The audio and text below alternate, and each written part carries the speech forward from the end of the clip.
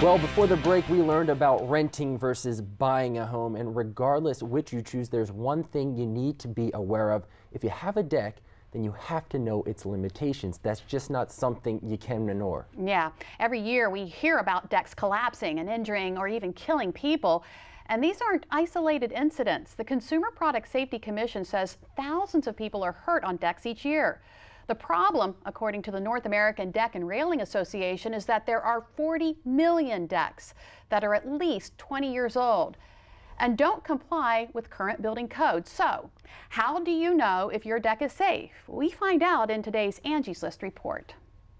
Tom Booker builds decks. He's seen about every kind of deck construction there is. He tells people the way to avoid a disaster is to make sure the deck is properly secured with nuts and bolts, not nails, at the ledger, which is the board that sits against the house and connects to the deck. Most deck collapses, the deck collapses because it detaches from the house at the ledger. So it is the most critical connection of the entire deck. A deck doesn't have to collapse for it to cause injuries. The International Association of Certified Home Inspectors says only 40% of existing decks are completely safe. Railing failures are a more common problem and one of many that is easily avoidable with a little regular maintenance. If it moves, if it shakes, if it feels soft, you really need to get a professional in to take a look at it because that's signs of larger issues.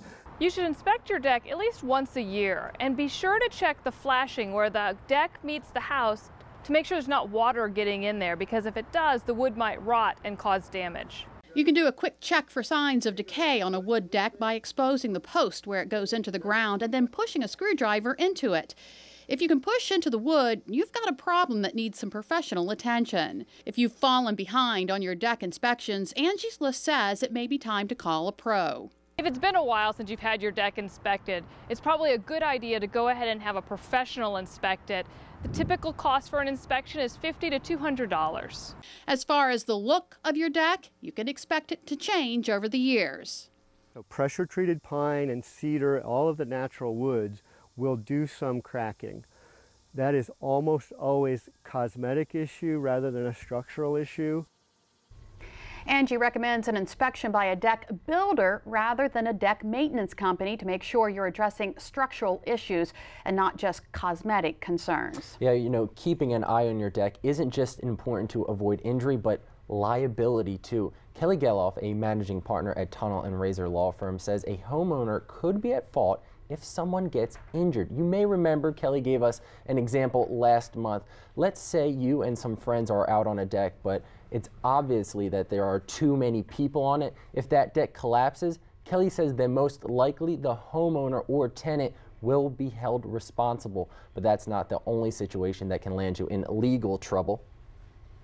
If it's a situation where you have a rotting deck or something that's just in disrepair that as a homeowner you knew or should have known that it could not handle however many people you had there, then again, that's probably your responsibility. Now, Kelly says when you start to think about all of the things that can go wrong at your home, it can become overwhelming. That's why she also suggests frequent home inspections. Yeah. Absolutely. Well, Sean, a lot of things could go wrong when you swap your microphone for a magician's hat. Well, let's just say I'm thankful that I'm sitting here in one piece. Up next on Delmarva Life, I spend a day in the life of a magician. Wait till you see what tricks I have up my sleeves. Delmarva Life, we'll be right back.